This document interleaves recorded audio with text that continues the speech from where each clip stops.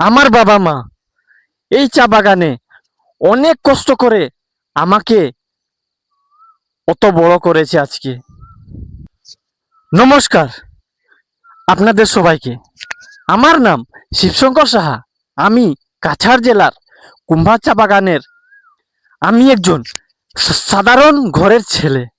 আমার বাবা মা এই চা বাগানে অনেক কষ্ট করে আমাকে অত বড় করেছে আজকে। আজ এখানে আমি দাঁড়িয়ে আছি শুধু তাদের স্বপ্ন আর আপনাদের ভালোবাসার জন্য। আমি একজন ছোট্ট ফেসবুকের কন্টেন্ট ক্রিয়েটার।